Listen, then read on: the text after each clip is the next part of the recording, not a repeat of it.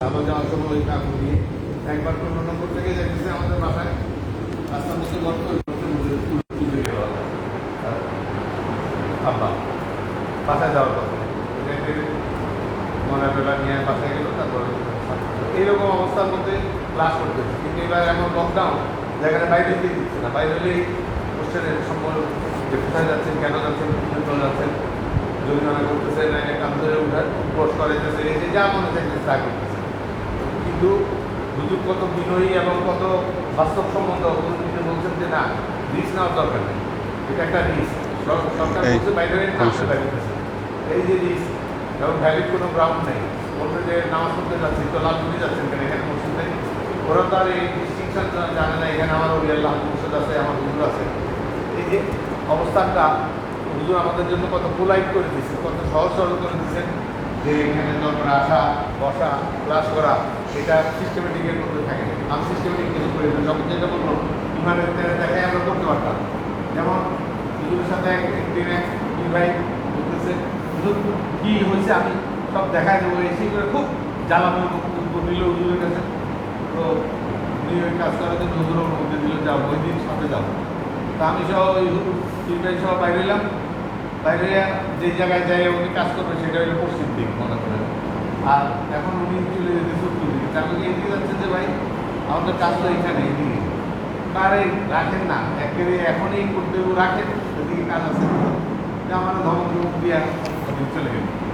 এই এরকম জ্বালাময়ী বক্তব্য দিয়ে আইসেন, কিন্তু কাজ না করে এটা আমরা শিখি নেই কোনোদিন।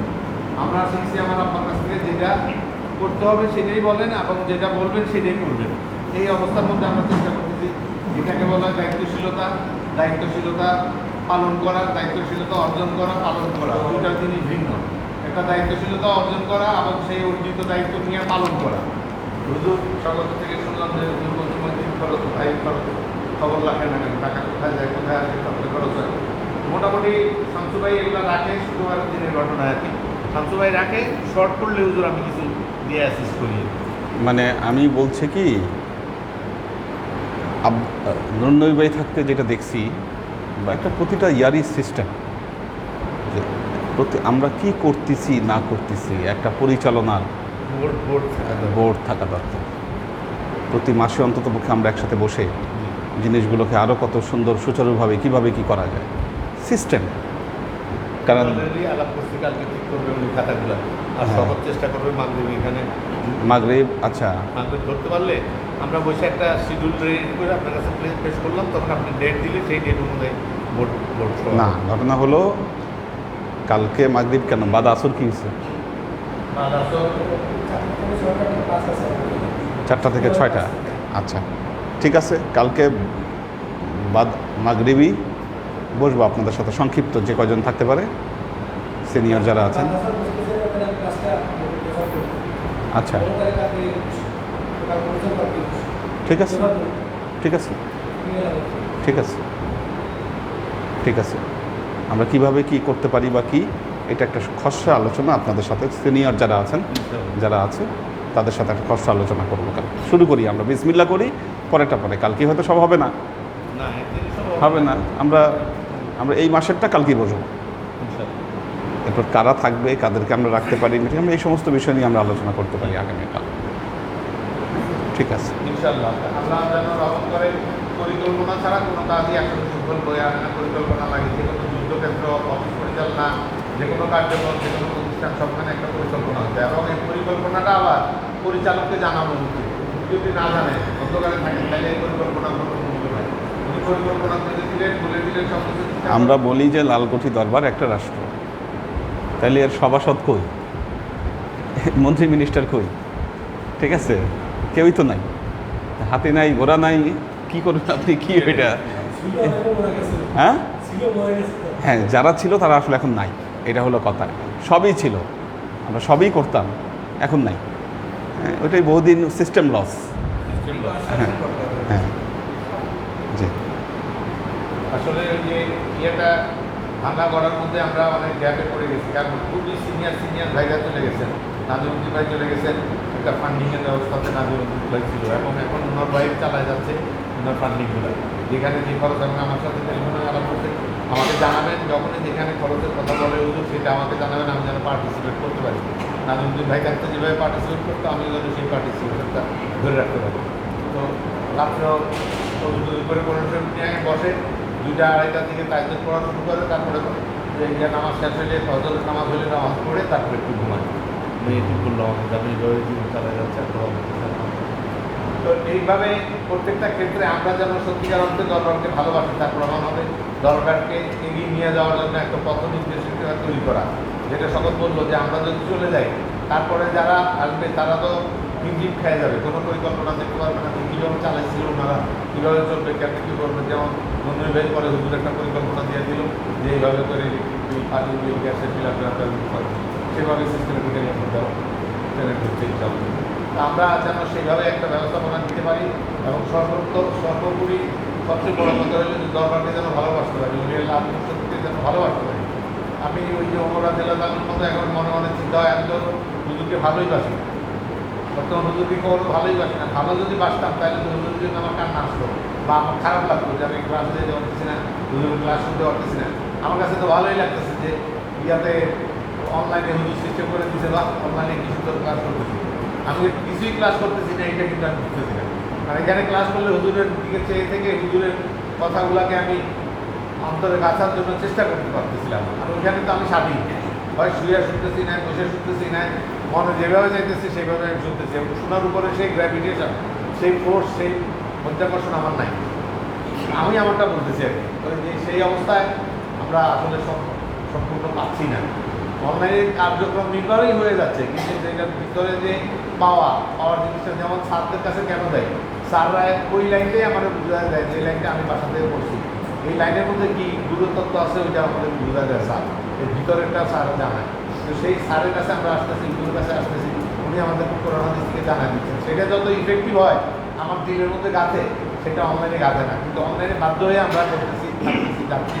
সেটার থেকে আল্লাহ যেন আমাদের মুক্তি দেয়, আমরা যেন সত্যিকার ক্লাস করতে পারি এবং হুজুর যেভাবে প্লিজড হয়, যেভাবে খুশি হয়, সেটা যেন আমরা করতে পারি। ওর কাছে খাস দেওয়া চাই, আল্লাহর কাছে খাস সমর্থ করি, বলি আল্লাহ মানুষদের খেদমত এবং দরবারের কাছে করতে পারি, এই দোয়া চাই।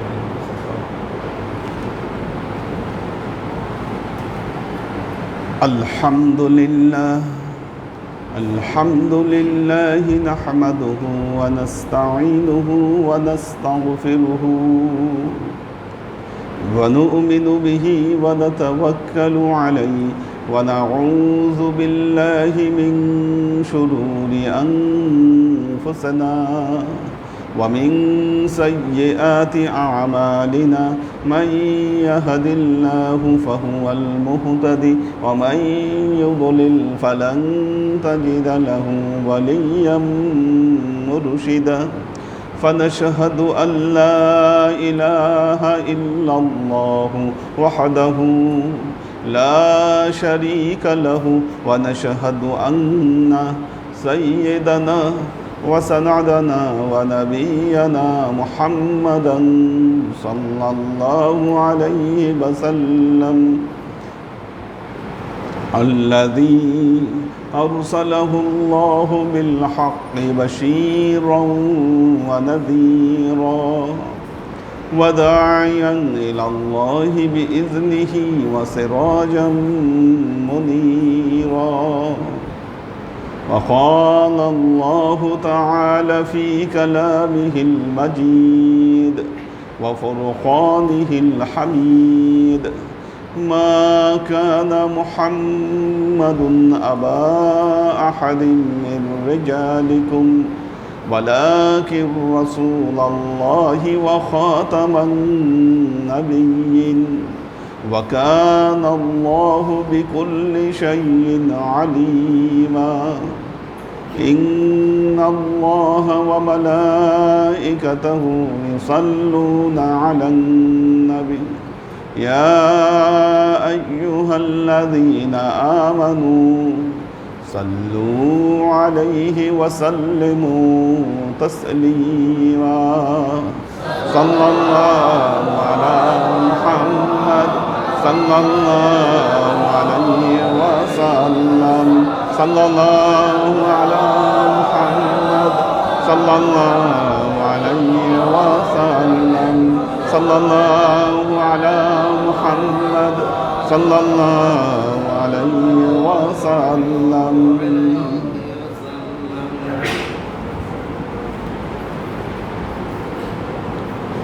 আল্লাহর আশিক ও সালেক বৃন্দ,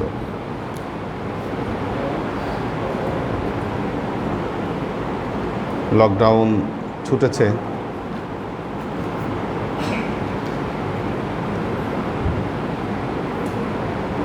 মৃত্যু রেট কমে যাবে আশা করি, সামনে কমে আসবে।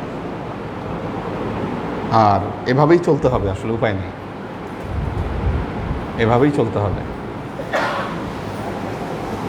প্রথম বিশ্বযুদ্ধের পরে ইনফ্লুয়েঞ্জায়, নর্মাল ইনফ্লুয়েঞ্জা অর্থাৎ আমাদের ওই সর্দি লাগে আর জ্বর আসে, এই ইনফ্লুয়েঞ্জায় 5 কোটি মানুষ মারা গেছে পৃথিবীতে, যেটাকে স্প্যানিশ ফ্লু বলতো। তখন এর টিকা আবিষ্কার করতে অনেক সময় লেগে গিয়েছে।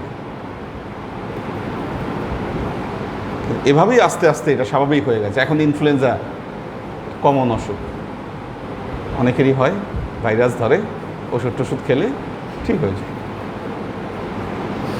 করোনাও একসময় এমনই হবে, ধরবে, ওই ঠান্ডা ঠান্ডা লাগবে, 2-1 দিনের মধ্যে ঠিক হয়ে যাবে, এরকমই হবে। সতর্কতা প্রয়োজন আসলে আমাদের। যখন টিকা এসেছে অনেক মানুষ টিকা নেয়নি, অনেক প্রোপাগান্ডা টিকার বিরুদ্ধে, টিকা নিলে এই হবে সেই হবে, হ্যান হবে ত্যান হবে। যারা প্রোপাগান্ডা করেছে এক সময়, এখন তারা নিতে বাধ্য হচ্ছে। হ্যাঁ হ্যাঁ, তো এটা আমরা তো কয় মাস আগে নিলাম, কি 4 মাস, 4 মাস রমজানের মধ্যে দ্বিতীয় ডোজ নেওয়া হয়ে গেছে। 4 মাস আগেই এরকম মানে কমপ্লিট দ্বিতীয় ডোজ হয়েছে আর কি আমার। হ্যাঁ, ওই শুরুতে 2 মাস, তারও 2 মাস আগে, তারও 2 মাস আগে প্রথম ডোজ। তো সতর্ক থাকতে হবে সবাইকে। কিছু ওষুধ কাজ করছে আপনারা জানেন ভাইরাসের বিরুদ্ধে। কোনো প্রবলেম হলে দেখেন আমরা কি করি, আমরা বলি প্রবলেম হলে ওষুধ খাওয়া যাবে না কেন, এগুলোর খুব পার্শ্ব প্রতিক্রিয়া আছে। আপনি যদি প্রাথমিক অবস্থায় ওষুধ খান, বুঝলাম পার্শ্ব প্রতিক্রিয়া আছে, ওষুধ না খাইলে তো আপনার মৃত্যুর সম্ভাবনা আছে, মৃত্যুর সম্ভাবনা আছে। আমাদের ইলিয়াস ভাইয়ের অনেক দিন ধরে জ্বর, বেশ কয়েকদিন ধরেই জ্বর ছিল ওনার। শুরুতেই যদি ওনাকে ওষুধগুলো খাইয়ে দেওয়া হতো, যারা খেয়েছে এখন পর্যন্ত তাদের কোনো অ্যাক্সিডেন্ট হয়নি আমাদের জানা মতে, আমাদের পরিমণ্ডলে হয়নি। কিন্তু যারাই মিস করেছে, মিস করার কারণ হলো কারো হয়তো ডায়াবেটিক আছে, কারো হার্টের অসুখ আছে, তারা চিন্তা করেছে না সর্বনাশ, এটা খাইলে আবার কি হয়। না খেলে তো মৃত্যুর সম্ভাবনা। আর ওখানে তো পার্শ্ব প্রতিক্রিয়া কোন ওষুধের নাই বলেন আপনি। টিকারও তো কত পার্শ্ব প্রতিক্রিয়া, এক সময় বলেছে মেয়ে হয়ে যাবে, ছেলে, হ্যাঁ ছেলে মেয়ে হয়ে যাবে। হ্যাঁ হ্যাঁ, এটারও পার্শ্ব প্রতিক্রিয়া আছে। কাজে এগুলো কথায় কান দিবেন না, সতর্ক থাকতে হবে। এই সতর্কতার মধ্যেই পথ চলতে হবে। দেখবেন এখন হঠাৎ হঠাৎ করে আপনাদের এমন অবস্থা হবে, শরীর খুব খারাপ লাগতেছে, শরীরের শক্তি ছেড়ে দিচ্ছে, দুর্বল হয়ে যাচ্ছে। কেন? কারণ এই জীবাণুগুলো বাতাসে ঘুরে বেড়াচ্ছে, প্রতি মুহূর্তে ভেতরে যাচ্ছে, শরীর খারাপ হচ্ছে, আবার ঠিক হয়ে যাচ্ছে। অ্যান্টিবডি ভেতরে যতটুকু তৈরি হয়েছে কাজ করছে। যাদের ভাগ্য খারাপ, সময় মতো টিকা নেয়নি, এই যে এখন একটা ম্যাসাকার হয়ে যাচ্ছে। তো আল্লাহ আমাদেরকে হেফাজত করুক। এর মধ্যেই আমাদেরকে চলতে হবে, এর মধ্যেই আমাদেরকে কাজ করতে হবে। 2টা বছর জীবন থেকে বের হয়ে গেছে, 2টো বছর কিন্তু কম সময় না। মানুষ বাঁচেই কয় বছর? যে কয় বছর বাঁচে সেখানে জীবন থেকে 2 বছর বের হয়ে যাওয়া 4টিখানি কথা না, এটা মুখের কথা না। আমাদের শিক্ষার্থী যারা আছে তাদের জীবন থেকে 2 বছর চলে যাওয়া মারাত্মক ব্যাপার। পুরো একটা ইন্টার ডিগ্রি নিয়ে নেওয়া যায় 2 বছরের মধ্যে, অনার্সের হাফ লাইফ চলে যায় 2 বছরের মধ্যে, মাস্টার্স করে ফেলা যায়। কতটা সময় তাদের জীবন থেকে বের হয়ে গেছে। বসে থাকলে হবে না, হাল ছেড়ে দিলে হবে না, ভয় পেলে হবে না, এর মধ্যেই আমাদেরকে কাজ করে যেতে হবে। আল্লাহ সবাইকে রহম করুন, আল্লাহ সবাইকে রক্ষা করুন। যারা অসুস্থ রয়েছেন আল্লাহ তাদেরকে সুস্থ করে দিন। আলী আকবর ভাই বাসায় গিয়েছেন, হসপিটালে ছিলেন, বাসায় ফিরে গেছেন উনি। আল্লাহ ওনাকে হেফাজত করেছেন।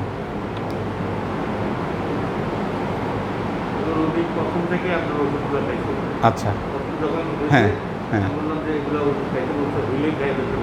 আচ্ছা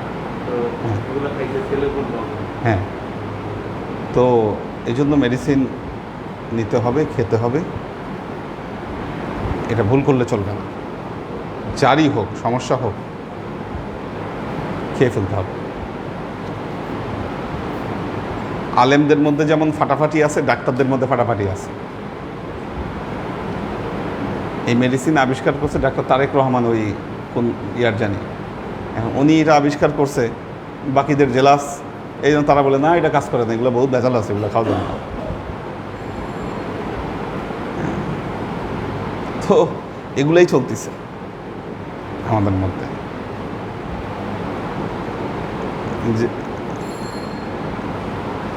তো যাই হোক, আল্লাহর আশিক ও সালেক বৃন্দ, আমরা যে আয়াতটি, আমরা খুব গুরুত্বপূর্ণ একটি আয়াত, আউযু বিল্লাহি মিনাশ শাইতানির রাজীম, বিসমিল্লাহির রাহমানির রাহিম। وَإِذْ قُلْتُمْ يَا مُوسَى لَن نُّؤْمِنَ لَكَ حَتَّى نَرَى اللَّهَ زَهْرَةً فَأَخَذَتْكُمُ الصَّاعِقَةُ وَأَنْتُمْ تَنْظُرُونَ। সূরা বাকারা আয়াত নম্বর 55। ওয়াইদ কুলতুম, আল্লাহ বলছেন হে বনি ইসরাইল। দেখুন কথাগুলো কিন্তু শুরু থেকে অ্যাড্রেস হচ্ছে বনি ইসরাইলকে। ওই যে ইয়া বানি ইসরাইল আযকুরু নি'মাতি আল্লাতী আন'আমতু আলাইকুম, 40 আয়াতে আল্লাহ এই বক্তব্য যে শুরু করলেন, এই পর্যন্ত বনি ইসরাইলকেই টেনে নিয়ে আসছেন। এই আয়াতে আল্লাহ বলছেন ওয়াইদ কুলতুম, তোমরা স্মরণ করো সেই ঘটনাকে যখন তোমরা বলছিলে।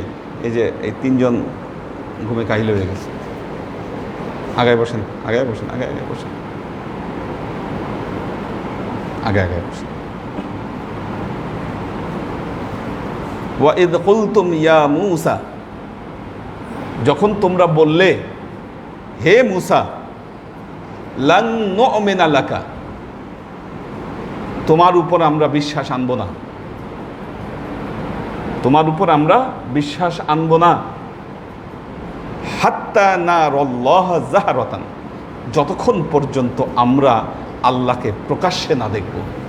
জাহরাতান, আমরা প্রকাশ্যে আল্লাহকে না দেখব, ততক্ষণ পর্যন্ত তোমাদের উপর বিশ্বাস আনব না।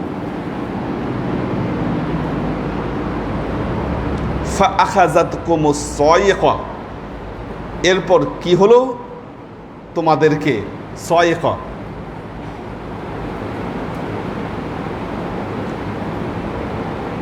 ইয়াজআলুনা আসাবিআহুম মিনাস সাওয়াইকি হাদারাল মাউত, বজ্রপাতের যে আওয়াজ হয়, বজ্রের যে আওয়াজ, এটাকে বলা হয় সাইকা। তো আল্লাহ বললেন ইয়াজআলুনা আসাবিআহুম ফি আযানিহিম মিনাস সাওয়াইকি হাদারাল মাউত, যখন বিদ্যুৎ চমকায় এই বজ্রের আওয়াজে ভয়ে তারা কি করে? কানের মধ্যে আঙ্গুল ঢুকায় দেয়।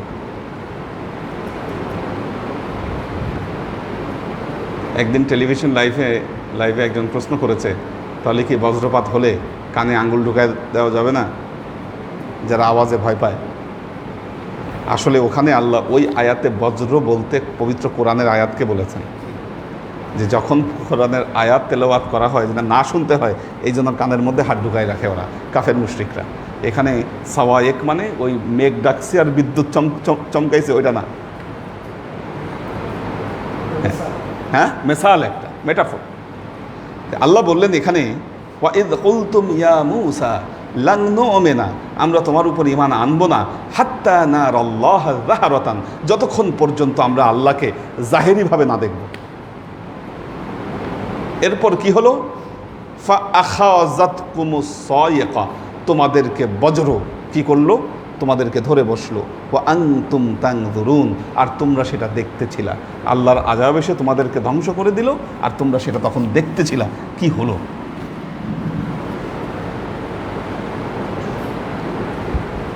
দেখুন এখানে অনেকগুলো মেসেজ। যারা তরিকতের সাধনা করেন, যারা তরিকার সাধনা করেন, তাদের মনে একটা আক্ষেপ, কবে আল্লাহকে পাবো। প্রশ্ন হলো, হোয়াট ইজ দ্য মিনিং? আল্লাহকে পাওয়ার মিনিংটা কি? আল্লাহকে পাওয়া বলতে আপনি কি অর্থ করছেন? আল্লাহকে পাওয়া বা আধ্যাত্মিকতার গোল, আপনি এলমে মারেফতের গোল কি? আপনি আল্লাহকে দেখবেন কি?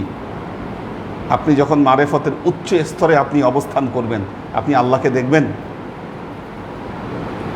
জাহিরিভাবে চরম চক্ষে আল্লাহকে দেখা সম্ভব নয় বান্দার পক্ষে। তবে হ্যাঁ, বাতিনিভাবে আল্লাহর নূরকে দেখা সম্ভব।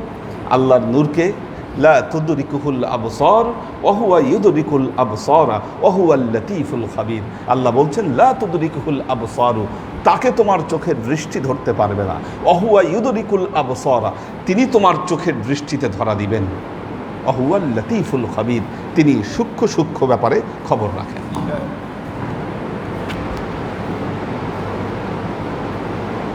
দেখুন ইলমে মারিফত, এটি সুস্পষ্ট জ্ঞান দ্বারা প্রতিষ্ঠিত।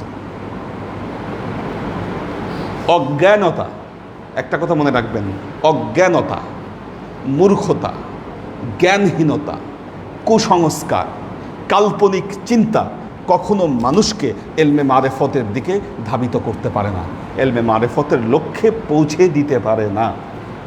কাউকে যদি এলমে মারেফতের লক্ষ্যে পৌঁছাতে হয়, তাকে সুস্পষ্ট জ্ঞান দ্বারা, সুস্পষ্ট জ্ঞান দ্বারা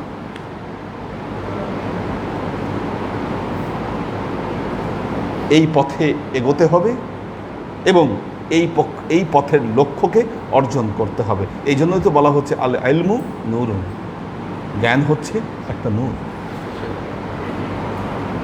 জ্ঞান হচ্ছে একটা নূর। একটা হলো এলমে জন্নি, ধারণা প্রসূত।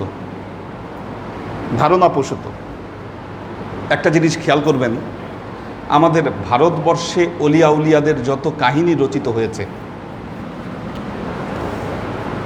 অলিয়া উলিয়াদের যত কাহিনী রচিত হয়েছে, তার মধ্যে বেশ কিছু কাহিনী খুব পাওয়া যায়। কোনো অলিয়া উলিয়া হয়তো আকাশ দিয়ে উড়ে গেছে, আল্লাহর ওলি, লেখা আছে কিতাবে যে আমার দাদার দাদা উনি আকাশ দিয়ে উঠতে পারতেন, পানির উপর দিয়ে হাঁটতে পারতেন, বাঘের পিঠে চড়ে বিচরণ করতেন, বাঘের চড়ে বসে বিচরণ করতেন। আপনারা বলবেন হুজুর, তে আপনারা এই কারামতকে কি অস্বীকার করছেন? না, আমি অস্বীকার করছি না। তবে একজন আউলিয়ার কারামত প্রতিষ্ঠা করার জন্য কি তার পানির উপর দিয়ে হাঁটার কোনো দরকার নেই, তার আকাশে উড়ার কোনো দরকার নেই, তার আকাশে উড়ার কোনো দরকার নেই। আমি পিএইচডি করছি খাজা মঈনুদ্দিন চিশতির উপর, খাজা মঈনুদ্দিন চিশতির উপরে আমি পিএইচডি করছি। আমি যদি আমার থিসিসের মধ্যে এগুলা কোনো একটা ঘটনা লিখি, আমার যেটা মনে হয় ডিগ্রি দিবে না, ডিগ্রি দিবে না আপনাকে, কোনোভাবেই এটাকে আপনি প্রমাণ করতে পারবেন না। আর যখন আপনি আসলেই সোর্স খুঁজবেন, আল্লাহর নবীর কোন সাহাবী কোন হাদিসে লেখা আছে তিনি আকাশ দিয়ে উড়েছেন, বলেন, কোন সাহাবী বাঘের পিঠে চড়ে তিনি ভ্রমণ করেছেন? পানির উপর দিয়ে হেঁটেছেন কোন সাহাবী? বলেন। অথবা আলিফ লাইলার মতো জায়নামাজ বিছায় আকাশ দিয়ে উড়ে গেছে, কি করেছেন?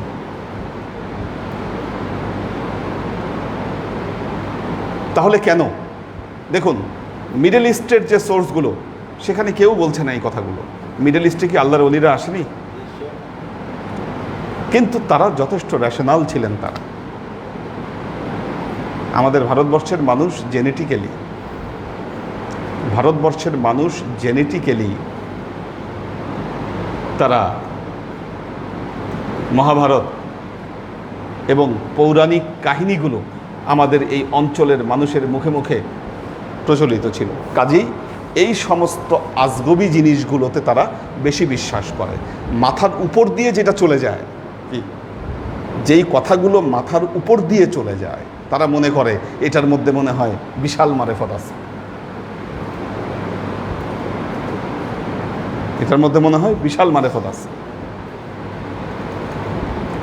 আল্লাহর আশিক ও সালেক বৃন্দ, আমার কাছে একদিন এক ছেলে আসছিল। সে বলল এক পীরের সাথে তার পরিচয় হয়েছে, আশেপাশেই থাকে এই লোক। সে তাকে সর্বশান্ত করেছে। কেন? কিছু বিষয় নিয়ে সে যেই সমস্ত কথা বলেছে, তাকে সিলেটে নিয়ে গেছে। নিয়ে গিয়ে বলছে, হয়তো শাহজালাল রহমতুল্লাহের সাথে আমার কথা হয়েছে, নবীর রওজায় গিয়েছে, নবীর সাথে দেখা করেছে। সে জিজ্ঞাসা করছে, আপনি কি আত্মিকভাবে দেখা করছেন? না না, সরাসরি আমার সাথে আমার কথা হয়েছে, সরাসরি আমার সাথে দেখা হয়। অথবা সরাসরি আল্লাহর সাথে আমার কথা হয়। এই সমস্ত ধোঁকাবাজি এর সুযোগ মানুষ তখনই পায় যখন জ্ঞানের মূল সোর্সের সাথে তার যোগাযোগ থাকে না। পবিত্র কোরআনে এই আয়াত দ্বারা আল্লাহ মানুষের এগুলো ভণ্ডামির পথ বন্ধ করে দিয়েছেন। আল্লাহ বনি ইসরায়েলকে অ্যাড্রেস করে বলছেন, ওয়াইদ কুলতুম, যখন তোমরা বললে, ইয়া মূসা, হে মূসা, লাং নু'মিনা লাক, তোমার উপর আমরা ততক্ষণ পর্যন্ত বিশ্বাস আনব না, হাত্তা নারাল্লাহ জাহারাতান, যতক্ষণ পর্যন্ত আমরা আল্লাহকে প্রকাশ্যে না দেখব। কি? যতক্ষণ পর্যন্ত আমরা আল্লাহকে প্রকাশ্যে না দেখব। আল্লাহকে প্রকাশ্যে দেখা সম্ভব নয়। কেউ যদি মনে করেন বা কেউ যদি বলে থাকেন সম্ভব, তিনি মিথ্যাবাদী।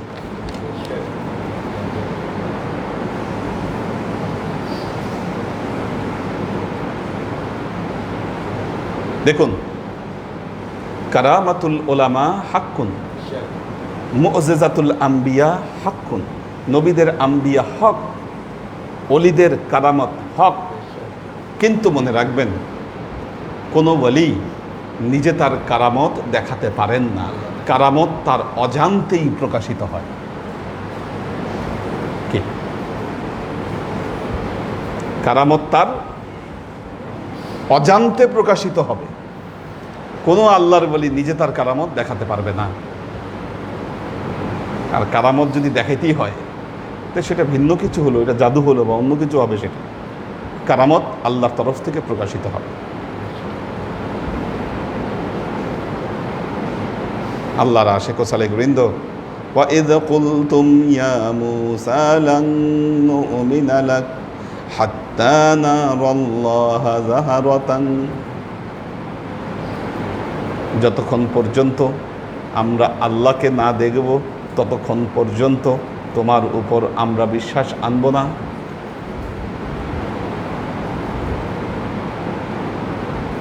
তোমার উপর আমরা বিশ্বাস আনব না।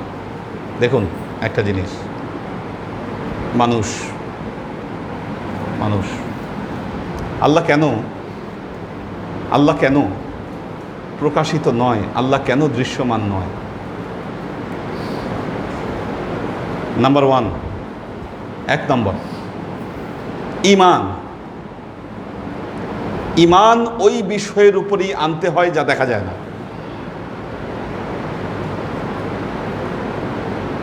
ওই বিষয়ের উপর ঈমান আনতে হয় যা দেখা যায় না।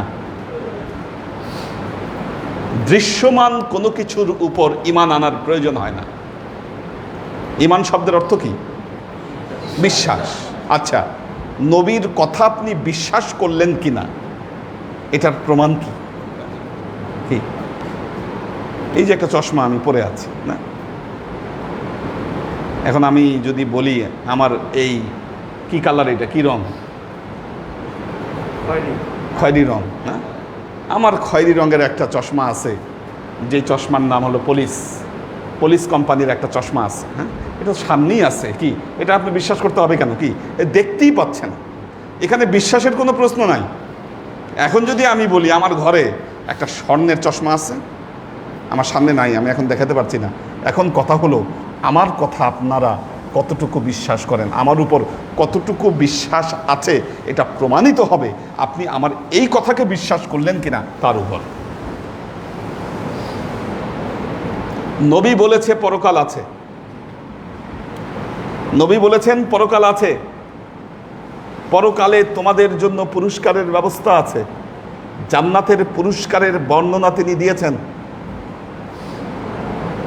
আর তোমরা যদি আমার কথা না শোনো, আল্লাহ তোমাদেরকে সেই পরকালে কঠিন আযাবের সম্মুখীন করবেন। প্রশ্ন হলো, নবীর এই কথাকে আপনি কতটুকু বিশ্বাস করেছেন আর কতটুকু অবিশ্বাস করেছেন, এটা হলো আসল কোশ্চেন। কি এখন যদি পরকালের শান্তি আর পরকালের যে আযাব, এটা যদি আপনাকে দেখাই দিত আল্লাহ, কি তাহলে বিশ্বাসের কোনো প্রশ্ন ছিল? তাহলে কিসের বিশ্বাস? আপনি তো দেখেই ফেলছেন। আপনারাই বলেন, সবাই কি সমানভাবে এই পরকালের কথাগুলোকে বিশ্বাস করে? আপনারা যত করতেন, বর্তমান প্রজন্ম তাও বিশ্বাস করে না।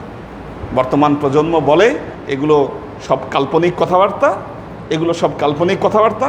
এই যে যারা দেখবেন যে বামপন্থী, এই যে বামপন্থী যতগুলো আছে, তারা মানুষকে এই সমস্ত জিনিসই শেখায় যে মানুষ ধর্মকে ব্যবহার করে। হুজুররা কি ধর্মতান্ত্রিক যারা, তারা এই ধর্মকে ব্যবহার করে তারা তাদের কি আসল স্বার্থ সিদ্ধি করে।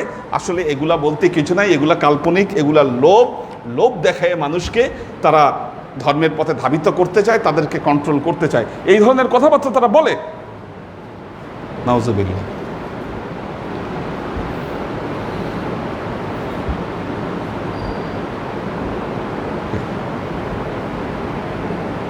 তো দেখেন, প্রকাশ্য কুফরি।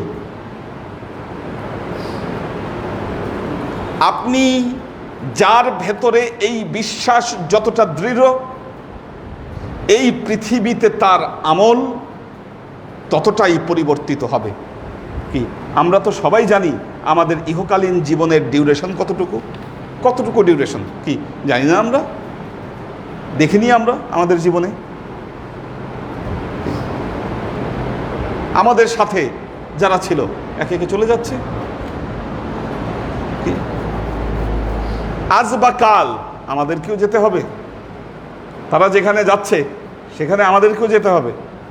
সত্যি যদি আমরা ওই জায়গাটাকে বিশ্বাস করতাম, তাহলে তো আমরা এখন থেকেই ওই জায়গার জন্য প্রস্তুতি নিতে শুরু করতাম। আমরা প্রস্তুতি নিতে পারছি না কেন? আমাদের বিশ্বাস অটল নয়।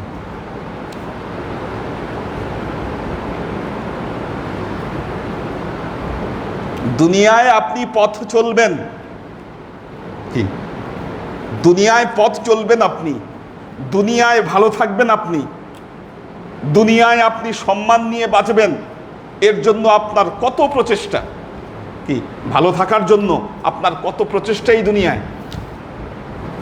সত্যিই যদি আপনি ওই সময়টাকে বিশ্বাস করেন, তাহলে প্রশ্ন হলো ওই সময়ের জন্য আপনার প্রস্তুতি কতটুকু, আপনার কর্ম কতটুকু? বলেন, কেন আপনি কর্ম করতে পারছেন না? কেন আপনি সেই সময়ের জন্য প্রস্তুতি নিতে পারছেন না? তার কারণ হলো আপনি ওই সময়কে বিশ্বাস করেন না।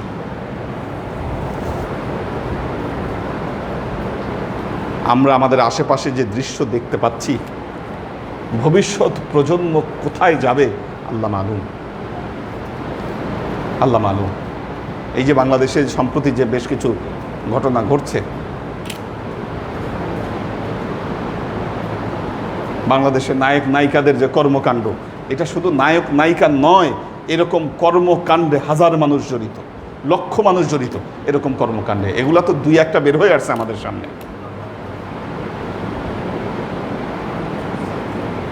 দুই একটা বের হয়ে আসছে। কোথায় গিয়েছে আমাদের মূল্যবোধ? কোথায় গিয়েছি আমরা? আর সমাজকে যদি এগুলো থেকে মুক্তি দিতে না পারেন, আপনার সন্তান সন্ততি কোথায় যাবে চিন্তা করে দেখেন। আপনি যাদেরকে জন্ম দিয়ে যাচ্ছেন, এই পৃথিবীতে আপনি যাদেরকে রেখে যাচ্ছেন, তাদের ভেতরে যদি এই মোরাল পরিবর্তন না নিয়ে আসেন, কি তারাও এগুলোর ভেতরে ঢুকবে? দুদিন পর রক্ষা করতে পারবেন না আপনি, ঢুকবে তারা এর মধ্যে।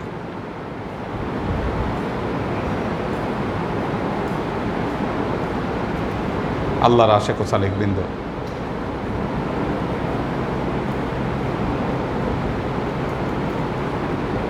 আজকের সমাজের কিছু ছেলেপেলে কি বুড়া হয়ে গেলে মানুষ এমনি ধার্মিক হয়, তখন তার মধ্যে মৃত্যু ভয় চলে আসে।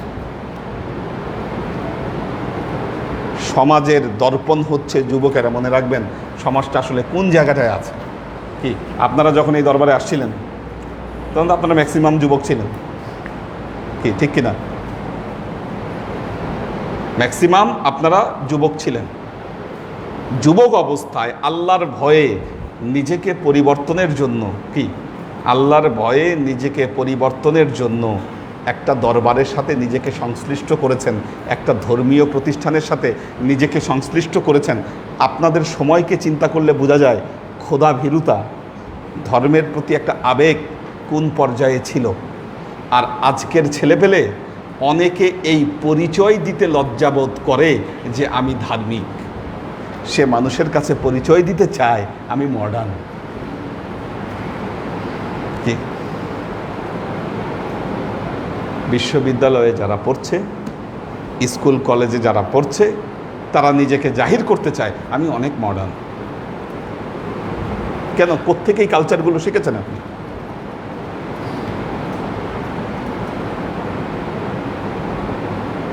খুব খেয়াল করে দেখেন একটা জিনিস, সংস্কৃতি রক্ষা, সংস্কৃতি রক্ষা। বাংলাদেশে প্রথম ডিশ অ্যান্টেনা কবে আসে বলতে পারবেন কিনা কেউ?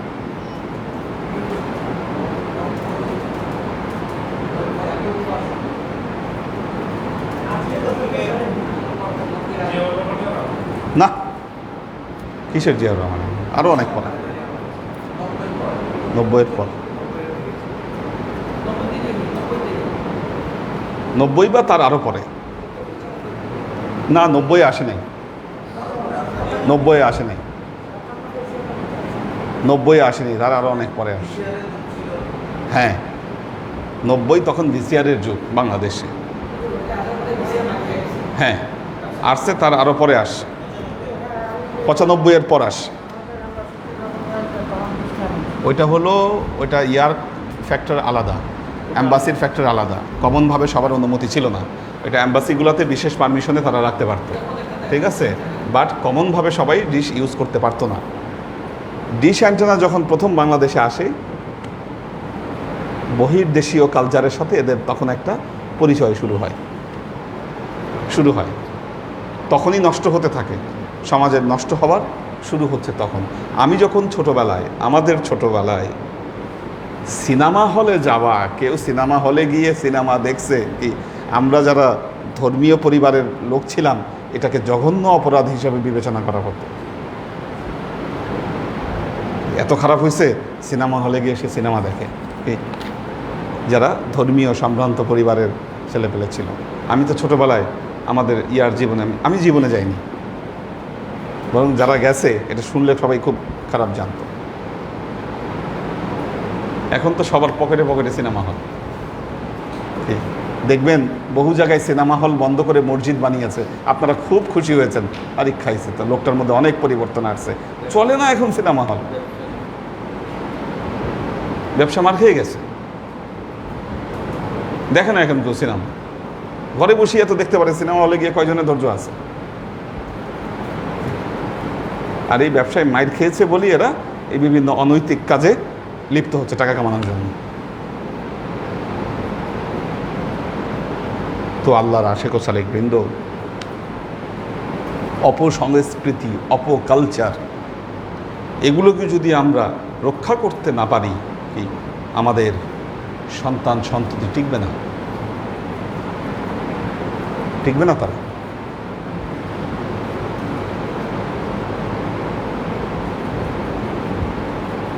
তো হাত্তা নুমিনা লাক লান নুমিনা লাক হাত্তা নারাল্লাহা যাহারা, আমরা ততক্ষণ মুসাকে বলছে, আমরা ততক্ষণ আপনার উপর বিশ্বাস আনব না যতক্ষণ না পর্যন্ত আল্লাহকে প্রকাশ্যে দেখাইতে না পারবেন, আল্লাহকে প্রকাশ্যে দেখাইতে না পারবেন ততক্ষণ পর্যন্ত আমরা বিশ্বাস আনব না।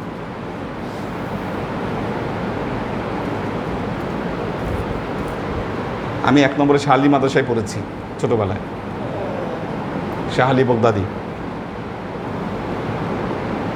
তখন মজমা বসতো, বহু মানুষ আছে মজমা করত, মাঝখানে দাঁড়ায় রেডিও নিয়ে একটা বসতো, রেডিও নিয়ে বসতো। তো বা বিভিন্ন কসরত দেখাইতো, আর চতুর্দিকে লোক জমে যেত।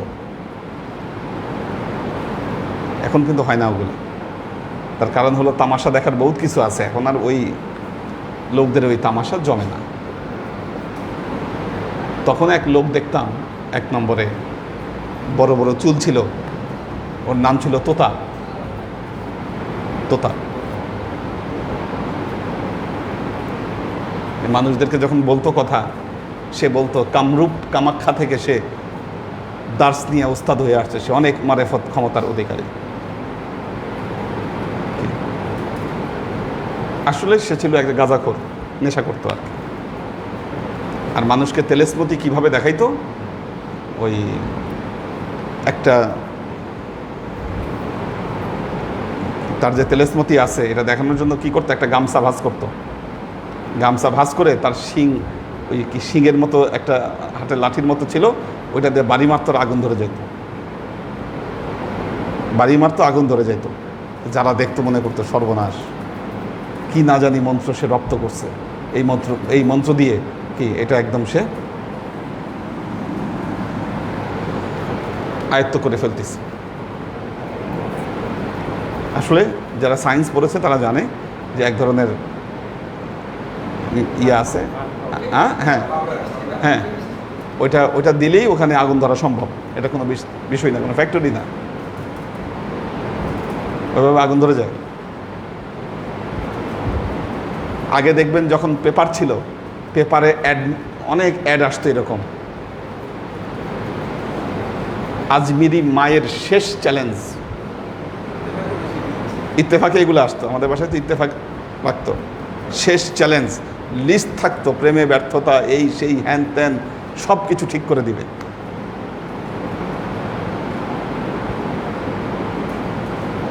এদের প্রতারণা যখন খুব বড় পর্যায়ে যায়, যাবার পর এদের ধরপাকড় করে এরপর কিছুটা এখন কমছে, এগুলো থামছে কিছুটা, এখনও আছে, এখনও কিছু কিছু জায়গায় তারা এগুলো উল্টাপাল্টা কথাবার্তা বলে। আপনি নিজেকে পীর দাবি করছেন, আপনি নিজেকে পীর দাবি করছেন, দেখেন খুব সূক্ষ্ম যে উদ্দেশ্যটা, একটু খুব ভালো মতো খেয়াল করেন। আপনি দাবি করছেন আপনি পীর, আপনি দাবি করছেন আপনি আধ্যাত্মিক ক্ষমতার অধিকারী, কিন্তু মানুষকে বলছেন যে আপনি তার এই সমস্যার সমাধান করে দিবেন, ওই সমস্যার সমাধান করে দিবেন। তার জীবনে যে সবচেয়ে বড় সমস্যা যে তার ভেতরে হেদায়েত নাই, এই কথা তো আপনি বলতেছেন না। এত কিছু ধোঁকাবাজির কথাবার্তা আপনি কেন নিয়ে আসছেন? কারণ আপনি নিজে হচ্ছেন একটা ধোঁকাবাজ, আপনি নিজে পথভ্রষ্ট, আপনি কিছু মানুষকে পথভ্রষ্ট করতে চাচ্ছেন।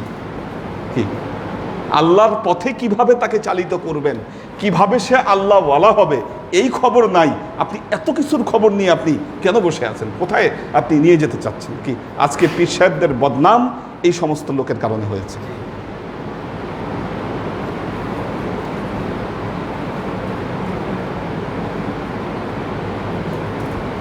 আমাদের এক পীর ভাই, ওনাকে বলল বিদেশে একজন থাকে, তার পরিচিত আমার সাথে একটু কথা বলতে চায়। প্রথম দিন খুব ভালো মতো কথা বলল, মিডল ইস্টের কোন দেশে থাকে। এরপরে 2-3 দিন কথা বলার পরে সে যেটা বলল, জুয়া খেলার জন্য ওই কতগুলো নাকি কোড থাকে, নাম্বার থাকে। আমাকে সে জিজ্ঞাসা করতেছে কোন নাম্বারটা নিলে আমার জন্য ভালো হবে, এটা সে জানতে চায়। জুয়া খেলবে, কোন নাম্বারটা ধরলে সে পেয়ে যাবে, এটা সে আমার থেকে জানতে চায়। কত খারাপ আপনি চিন্তা করতে পারেন, কত বড় খারাপ। কিভাবে তোর সাহস হইল যে জুয়া খেলায় কোন নাম্বার ধরবে এটা আমাকে বলে দিতে হবে? কি এই জন্য সে আমার শরণাপন্ন হয়েছে?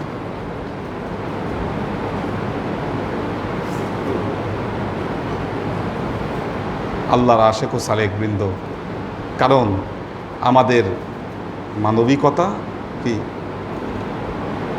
এরা তো এই বনি ইসরায়েলদের এদের চেয়ে খারাপ, এর চাইতে বেশি খারাপ। করবে শরীয়ত বিরোধী কাজ, কি করতেছে সে শরীয়ত বিরোধী কাজ। সে যদি জিজ্ঞাসা করে হুজুর আমি শরাব খাবো, কোন কোম্পানির শরাবটা খাবো আমাকে বলে দেন, কি বিষয়টা এরকম না?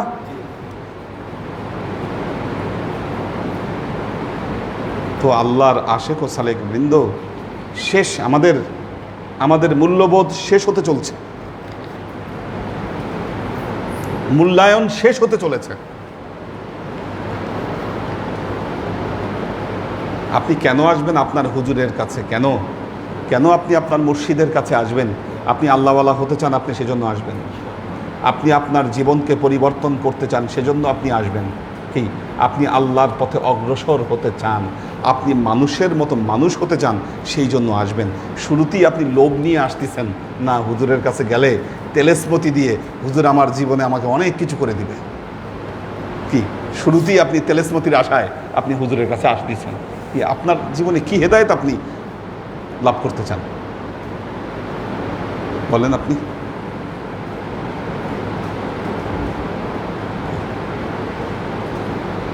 দেখুন আমাদের আদর্শ এগুলো নয়, আমরা এই আদর্শ নিয়ে চলি না।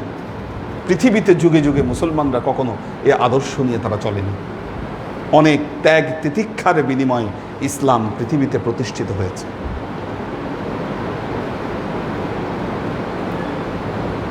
ইসলাম পৃথিবীতে প্রতিষ্ঠিত হয়েছে।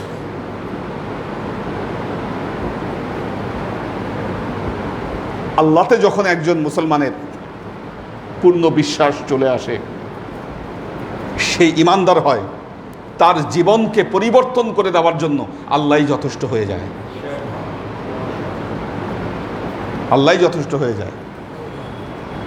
তবে হ্যাঁ, আল্লাহ আগে দেখে যে আমার এই বান্দার ভেতরে আসলে লোভ আছে কিনা, আমার এই বান্দার মধ্যে অহংকার আছে কিনা। যাদের মধ্যে এগুলো থাকে আল্লাহ তাদেরকে ভালো কিছু দেয় না, আর দিলেও তারা সেটাকে ধরে রাখতে পারে না।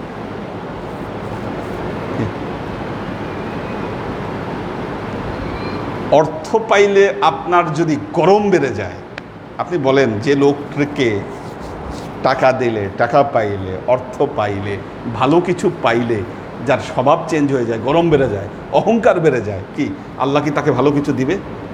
ইম্পসিবল ব্যাপার। যে এটাকে সহ্য করতে পারে, হজম করতে পারে, আল্লাহ তাকেই মঙ্গলজনক জিনিস দান করে থাকেন। কি এজন্য মনে রাখবেন, আপনি যদি কল্যাণ চান, আপনি যদি ভালো চান, কি নিজেকে আপনি পরিবর্তন করুন। আরেকটা কথা মনে রাখবেন, এই পৃথিবীতে, এই জগতে ভালো করলে আপনার ভালো হবে, খারাপ করলে আপনার খারাপ হবে। আমরা অনেকেই এই কথাটা বুঝতে চাই না, বুঝতে চাই না। আমরা আমাদের মধ্যে অনেকেই বিশ্বাস করে ভালো কাজ দিয়ে মানুষ বড় লোক হতে পারে না, ভালো কাজ দিয়ে মানুষ উন্নতি করতে পারে না। ইম্পসিবল ব্যাপার। আপনি যদি খারাপ করেন, খারাপ পথেই সেটা যাবে। কি আমাদের দরবারে কত মানুষ আসছে, কি আমাদের নাসির ভাই, যার দৃষ্টান্ত না দিলেই না, দরবারে অনেক অবদান আছে তার। আমি যখন তার এই জিনিসগুলো খেয়াল করি, অনেক কিছু এসে করেছে, কিন্তু টাকার গরমটা সহ্য করতে পারেনি সে। পথ ভ্রষ্ট এমন হওয়া হয়েছে, খতামাল্লাহু আলা কুলুবিহিম। কি এখন সে তার লজ্জার জন্য হোক, যে কারণেই হোক, ফিরে আসার কোনো উপায় নেই।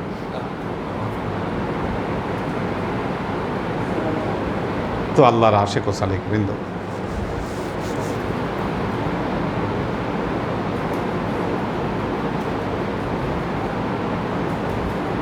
আল্লাহ আমাদেরকে তৌফিক দান করুন, আমরা যেন আমাদের জীবনকে আমরা সুন্দর করতে পারি। দাও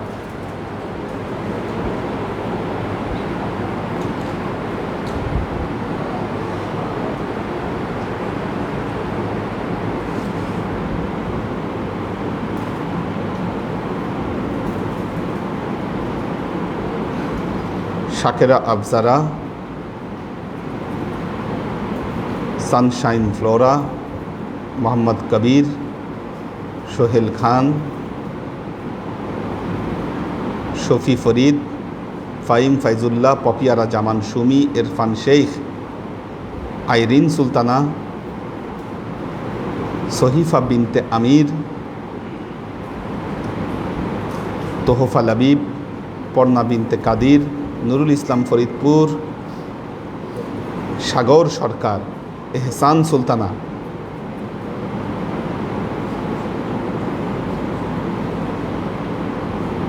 মাকসুদ ওমর।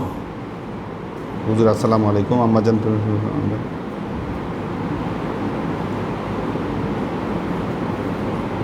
আচ্ছা, উনি একটি প্রশ্ন করেছেন যে হুজুর, আমাদের মাকসুদ ওমর, উনি প্রশ্ন করেছেন, হুজুর এশার নামাজ ও বিতের নামাজ আদায় করেছি, তাহাজ্জুদ নামাজ আদায় করার পর কি আবার বিতের নামাজ পড়তে হবে? না,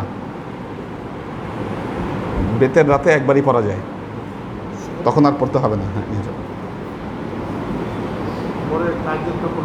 হ্যাঁ, হবে, কোনো সমস্যা নেই, হবে, পড়া যাবে। ঠিক আছে, আগে বেতের পড়েছে, ওই সময় পড়তে পারলে উত্তম, তাহাজ্জুদের সাথে পড়লে উত্তম। কিন্তু যার উঠা নিয়ে সন্দেহ আছে, তিনি আগেই পড়ে নেবেন। তাহাজ্জুদের সময় উঠলে তখন তিনি তাহাজ্জুদ নামাজ পড়ে নেবেন। হ্যাঁ হ্যাঁ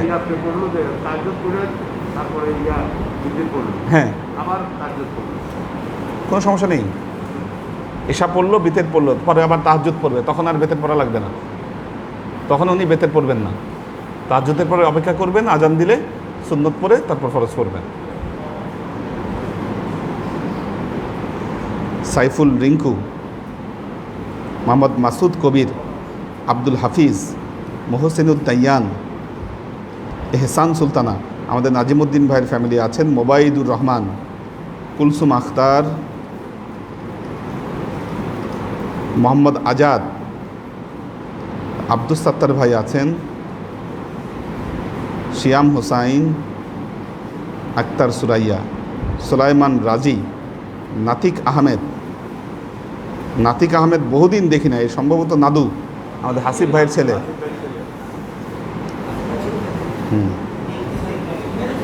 হ্যাঁ, আচ্ছা। আশেক মাহমুদ,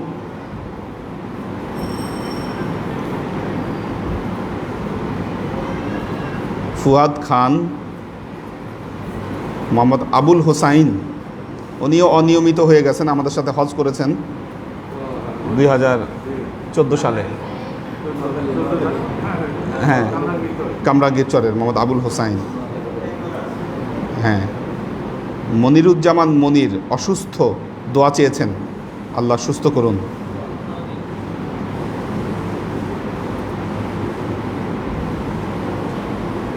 সুলতান মামুন,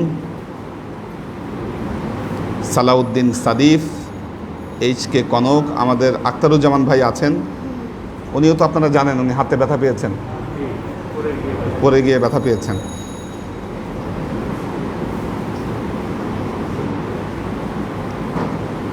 রাবেয়া ওমর, লুনা তাবাসসুম লুবনা, নাসিমুল ইসলাম পটল, দীপা উষা। আমাদের রনির ওপেনার সার্জারি হয়েছে, এখন ভালো আছে, বাসায় আসছে, বাইপাস হয়েছে। এই বয়সী বাইপাস, এটাই মারাত্মক ব্যাপার। কখন কাকে কি ধরে বসে বলা কঠিন, এই জন্য সবাইকেই সাবধান থাকা উচিত। আশরাফুল আনাম, আশরাফুল আনাম নাইম, আমাদের হাসিব ভাই আছেন, সুরভি আক্তার নিপা, তাসনিয়া মুস্তাজির,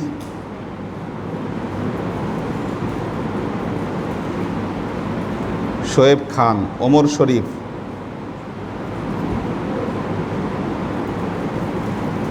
যারা অনলাইন ভিত্তিক বেশি ক্লাস করেন তারা দরবারেও আসবেন, দরবারেও এখন আসতে হবে, আস্তে আস্তে সব খুলে যাচ্ছে।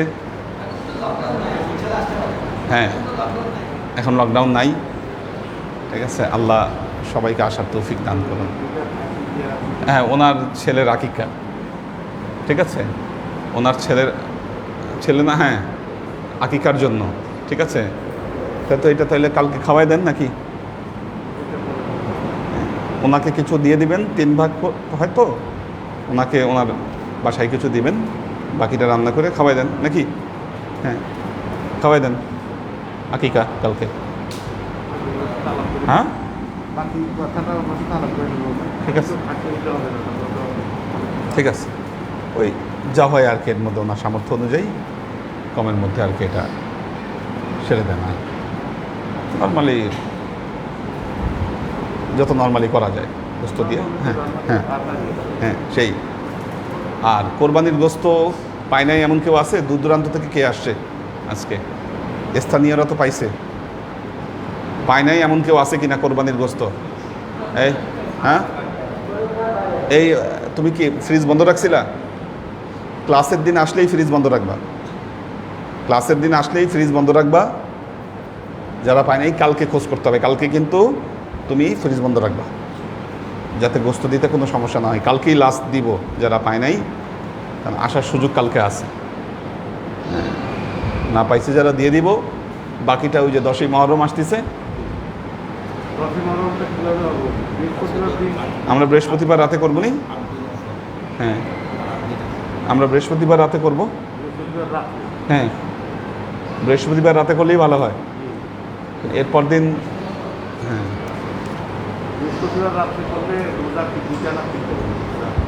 রোজা 2টা হচ্ছে একদম কোর সুন্নত।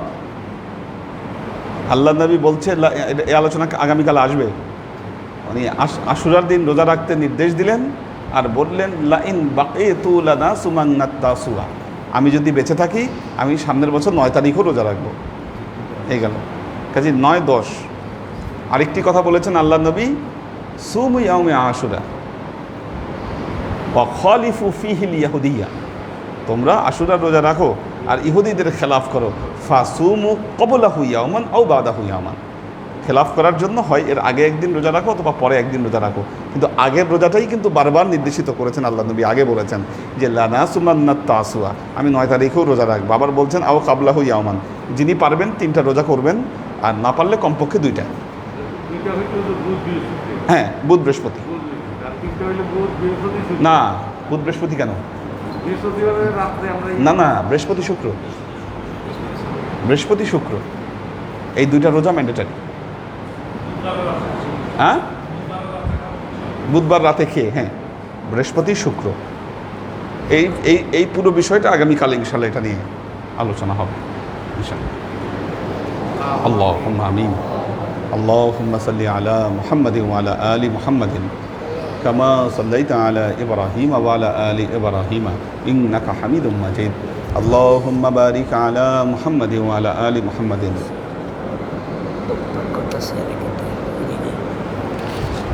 اللهم بارك على محمد وعلى آل محمد كما باركت على إبراهيم وعلى آل إبراهيم إنك حميد مجيد. ربنا ظلمنا أنفسنا وإن لم تغفر لنا وترحمنا لنكونن من الخاسرين. ربنا آتنا في الدنيا حسنة وفي الآخرة حسنة وقنا عذاب النار. ربنا لا تزغ قلوبنا بعد إذ هديتنا وهب لنا من لدنك رحمة إنك أنت الوهاب. اللهم إنك عفو تحب العفو فاعف عني يا غفور الرحيم الودود. اللهم نور قلوبنا بنور الإيمان ونور قلوبنا بنور الإسلام ونور قلوبنا بنور الإحسان وزين أخلاقنا بنور محمد صلى الله عليه وسلم. اللهم إنا نسألك علما نافعا رزقا واسعا عملا مقبولا شفاء من كل داء قلبا خاشيا ذهنا ذاكرا إيمانا كاملا توبة قبل الموت راحة عند الموت ونزاة بعد الموت. اللهم إنا نسألك رحمتك في كل درجة فلاح في كل أمر ونعوذ بك من الشرك والشك والنفاق والبدعة ومن كل وسوسة الشيطان. يا الله يا رحمن يا مالك, আমরা এতক্ষণ তোমার দরবারে যে সমস্ত আমলকে উপস্থাপন করলাম ত্রুটিমুক্তভাবে এই আমলগুলোকে তুমি আমাদের তরফ থেকে কবুল করে নাও। তুমি আমলের সাজা আমাদের প্রিয় নবী হযরত মুহাম্মদ মুস্তাফা সাল্লাল্লাহু আলাইহি ওয়াসাল্লামের কাছে পৌঁছে দাও। আল্লাহ, আমাদের নবীর পরিবারবর্গের কাছে তুমি এর চাচাকে পৌঁছে দাও। এই দুনিয়ার সমস্ত আম্বিয়াই কেরাম, সাহাবাই কেরাম, তবে আইন তবে আইন, বলি আউলিয়া, গাউস কুতুব, আমাদের মা বাবা, ভাই বোন, আত্মীয় স্বজন, এই দরবার থেকে যত পীর ভাই বোন চলে গেছে সবার রূহে আল্লাহ তুমি এর চাচাকে পৌঁছে দাও। তুমি তোমার হাবিবের ওসিলায় আমাদের সবাইকে কবুল ক্ষমা করে দাও। আমাদের জীবন থেকে সমস্ত অভাব, অভিযোগ, বালা, মুসিবত, দুঃখ, কষ্ট, রোগ শোককে দূরীভূত করে দিয়ে দৃঢ় হস্তে তোমার দ্বীনের খেদমতের তৌফিক তুমি আমাদেরকে দান করো। আজীবন যেন তোমার হেদায়েতের পথে প্রতিষ্ঠিত থাকতে পারি সে তৌফিক তুমি আমাদেরকে দান করো। সুবহান রব্বিকা রব্বিল ইজ্জাতি আম্মা ইয়াসিফুন সালামুন আলাল মুরসালিন ওয়ালহামদুলিল্লাহি রাব্বিল আলামিন ওয়াজআল আখিরু কালিমাতিনা ইনদাল মাউত লা ইলাহা ইল্লাল্লাহু মুহাম্মাদুর রাসূলুল্লাহ সাল্লাল্লাহু